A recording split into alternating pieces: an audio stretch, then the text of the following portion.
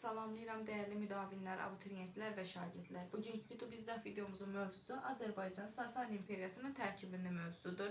Olduqca geniş və mürəkkəb olan bu mövzunu çalışdığımız qədər qısaldıq və sadə izahda sizi izah etməyə çalışacağım. Birinci kimdir Sasanilər, dövlətləri nə zaman yaranıb? Bu haqda məlumat verək. Biz sizinlə əvvəlki dərslərdə hansı ki Atropatina dövlətində xüsusən Parfiya dövlətindən danışmışdıq, adını çəkmişdik. Yəni Parfiya dövləti sizə tanışdır. 224-cü ildə Parfiya dövlətinin zəifləməsindən istifadə edən Fars məişəli Ərdəşir Babəkən bu dövlətin varlığına son qoyacaq. Yəni Parfiya süqut edəcək 224-cü ildə. Parfiyanın süqutundan sonra onun ərazilərini və ətraf əraziləri 226-cı ildə yaranmış Sasani dövlətinin tərkibi altına düşəcək. Yəni Sasanilər yarandı. Yəni 224-cü ildə Parfiya süqut edir, 226-cı ildə Sasani dövləti yaranmış olur. Fars mənşəlidir. Mənbələrdə siz bunu Fars, İran adıyla da görə bilərsiniz. Elə 226-cı ildə dövlət yarandıqdan sonra 227-ci ildə Sasani dövləti Azərbaycanın torpaqları olan Atropatinanın ərazisini özünə tamamilə tabe edəcək və Azərbaycanın cənubunu tutacaq. Bu hadisələr artıq Azərbaycanda yavaş-yavaş feodal münasibətlərin olmasına, yüksəlməsinə də gətirib çıxarırdı. Azərbaycanda feodal münasibətlər 3-cü, 19-cu əsrləri əhatə edir. 19-cu əsrin konkret isə 2-ci yarısına qədər Azərbaycanda feodal münasibətlər dövrüdür və yaranması dövrü 3-cü, 5-ci əsrlər kimi nəzərdə tutulur. Azərbaycanda feodal münasibətlər meydana gəldikdə burada 2 dənə əsas torpağımız var. Biri mülkdür, biri də feoddur. Mülk hər kəsin şəxsi torpağıdır. Feod isə hərbi xidmət müqabilində verilən torpaq mülkiyyət formasıdır. Sahibi isə ümumi feodal adlandırılır. Bundan başqa burada əlavə həm torpaq, həm də vergi mükəlləfiyyətlərimizdən danışmalıyıq. 2 dənə torpağımız var, Dastakert və Xostak, yəni feod və mülkdən əlavə. Dastakert bizdə irsi keçən torpaqlardır. Xostak isə şərti verilən torpaqlardır. Yəni irsi dedikdə atadan oğula, oğuldan oğula bu formada keçən, Xostak isə müəyyən şərt müqabilində verilən torpaqlardır. Vergilər isə xarak və gezi torpaqlı 2 qrupa bölünür. Xarak torpaq vergisidir. Gezit isə can vergisidir. Bunların hamısı Sasani dövrünün torpaq mülkiyyət və vergi növləri kimi gedir. Yəni siz harda Dastakert, Xostak, xarak və gezit görsəniz, bilin ki, burada söhbət Sasanilər dövrünə gedir. Sasani dövləti yarandıqdan sonra Azərbaycanda müəyyən siyasətlər həyata keçiriləcək ki, indi biz onlardan danışacağıq.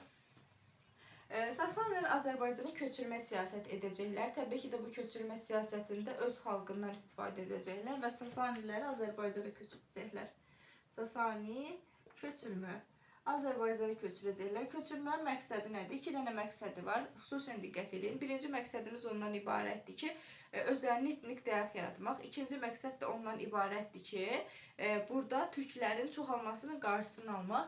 Məhz həm türklərin qarşısını almaq, həm öz etnik dəyərlərini daha da möhkəmləndirmə məqsədi ilə Azərbaycanın şimal sərhədində Dərbənd səddini çəkdirirlər. Dərbənd səddi.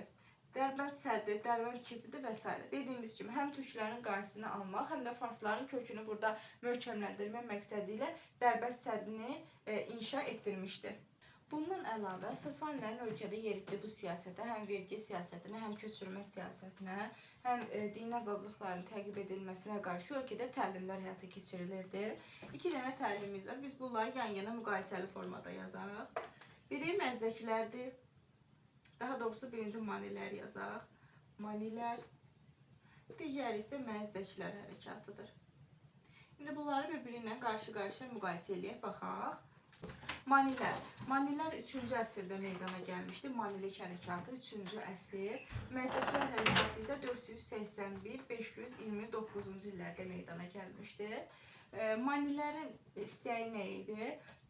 Bərabərlik yaratmaq. Bərabərlik, yəni kasır varlı təbəqəsi olmasın, həmçinin məzdəkilər də bərabərlik və ədalətli cəmiyyət yaratmaq istəyirdilər. Ədalətli cəmiyyət. Ədalətli cəmiyyət. Həmçinin ədalətli cəmiyyəti manilər istəyirdi. Ədalətli cəmiyyət. Bəs fərq nə idi? Manilər deyirdilər ki, biz bunu sakit yolla, yəni dinc yolla həyata keçirə bilərik. Dinc yolla bərabərliyin yaradıla biləcəyinə inanırdılar. Məzdəkilər isə mübarizə yolu ilə qalib gələcəklərinə inanırdılar. Həmçinin manilər deyirdilər ki, bütün dinlər vahid din altında birləşsin, yəni ayrı seçkilik olmasın. Yəni ümumən baxın, həm maniliyin, həm məzdəkliyin bir dənə əsas istəyi var.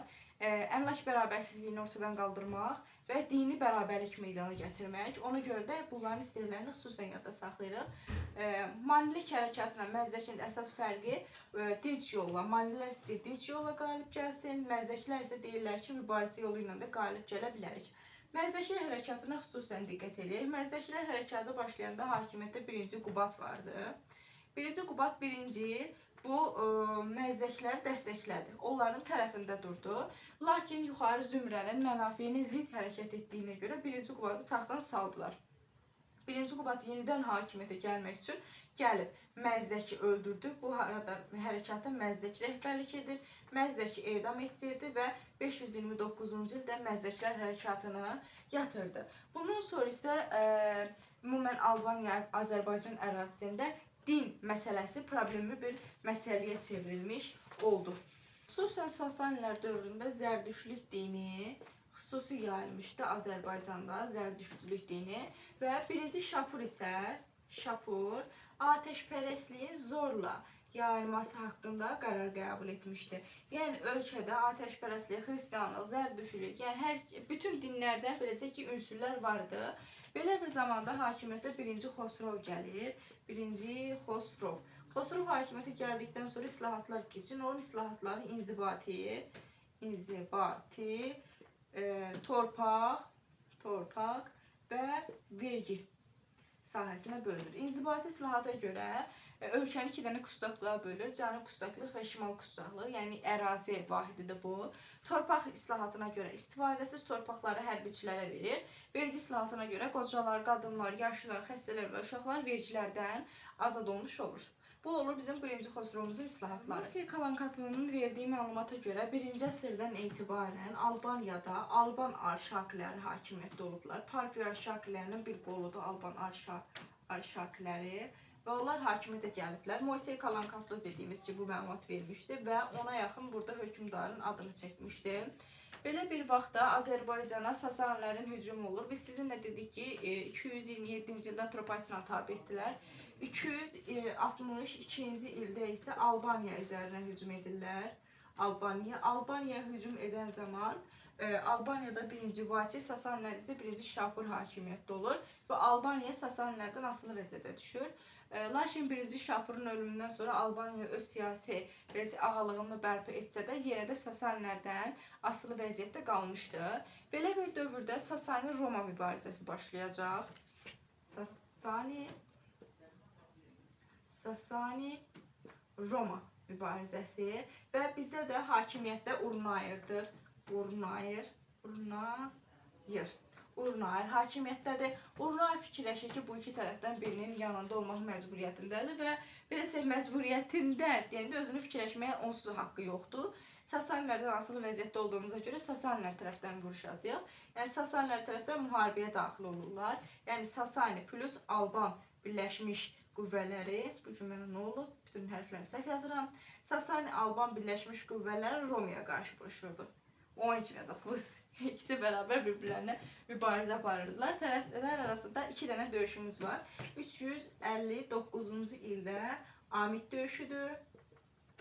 371-ci ildə Dizirav döyüşüdür. Demək, Amit döyüşü 359-cu ildə baş vermişdi. Amit döyüşünün ümumi nəticəsi Sasani-Alban qoşunu qalib gəlmişdi. Qalib gəlmişdi. Yəni Sasani və Alban qoşunları qalib gəlmişdi. Lakin 371-ci ildə baş vermiş Dizirav döyüşündə Roma qalib gəlmişdi. Roma qalib gəldi və Albaniya Uti, Şakasena, Kold, Girdiman vilayətlərini itirmişdi. Yəni Albaniya bu torpaqları itirdi Dizirav döyüşündən sonra. Yəni sizə sual düşdükdə Uti, Şakasena, Kold, Girdiman hansı döyüşdən sonra itirildi? Deyirsiniz ki, 371-ci ildə baş vermiş Dizirav döyüşündən sonra. Lakin bu Dizirav döyüşündən sonra tərəflər arasında 380 387-ci ildə müqavilə bağlanacaq və müqavilənin şərti nədir? Bu Utis Sakashina Kolçidiman yenidən Albaniyaya qaytarılacaq 387-ci ildə və Albaniya yenidən Sasanilərin təsir dairəsində qalacaq. Yəni Albaniya üçün heç nə dəyişmədi. 359-dan vuruş gəl, döyüşdə itki ver, acılıq çək, gəlsin həmənki hadisələrin sıfırlansın və 387-ci ildə əvvəlki vaxtına qayıt. Yəni bu Albaniya üçün biraz qəribə bir vəziyyətdir. İndi keçək yerdə qalan məsələlərimizə. Bütün bu hadisələrdən sonra hakimiyyətə Asuagin gəlir.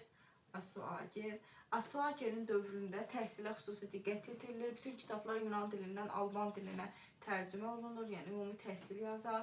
Uşaqlar məktəbə cəlb olunur və s. Asuagindən sonra hakimiyyətə 2-ci Vati gəlir. 2-ci Vati 444-cü ildə gəlir 2-ci Vati hakimiyyətə. 2-ci Vati hakimiyyətə gəldikdə asılı vəziyyətdə idi. 2-ci Yezdəgirddən, yəni Sasani şahıdır, Yezdəgirddən, yəni hakimiyyətdə ondan asılılığı vardı. Lakin 2-ci Yezdəgird hakimiyyətdən getdikdən sonra 2-ci Vati onların hakimiyyətinə itaətdən çıxaraq Çola dərəsini özünə tabi eləyəcək və Massagetlər üzərinə hücum edəcək. Massagetlər Yezdəgirdin yerinə də daha doğrusu Sasanilərdə Firuz gələcək, Firuz şah hakimiyyətə gələcək.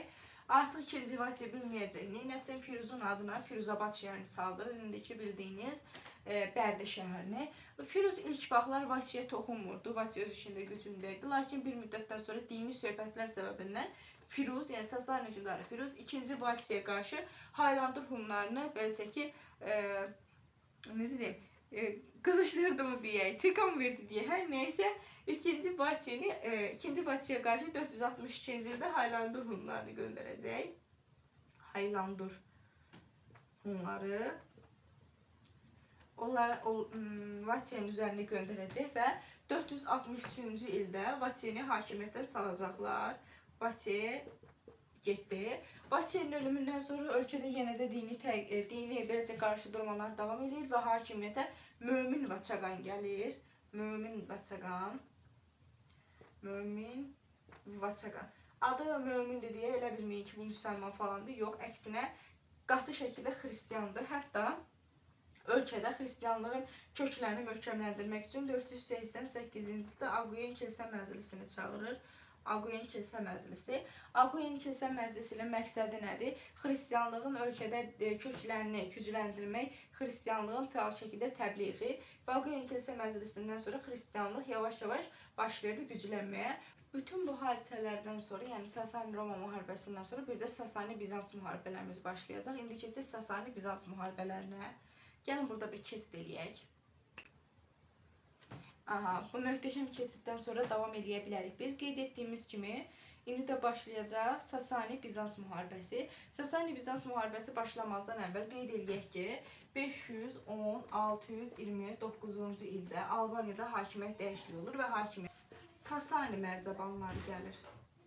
Sasani mərzəbanları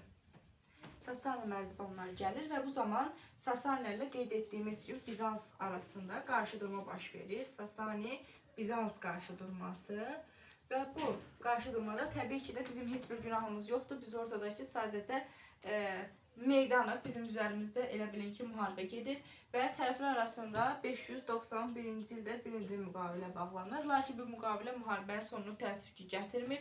624-628-ci illərdə tərəflər arasında müharibənin ikinci raundu başlayır. İkinci raund yazaq elə. Və tərəflər arasında bu müharibənin nəticəsində 629-cu ildə müqavilə imzalanır və yazıq Albaniya yenə əvvəlki vəziyyətinə qayıdaraq Sasanilərin təsir dairəsində qalır. Sasani-Albaniya. Yəni baxın, istər Sasani-Roma olsun, istər Sasani-Bizans olsun, yəni eyni şeydə olsa Bizans Romadır.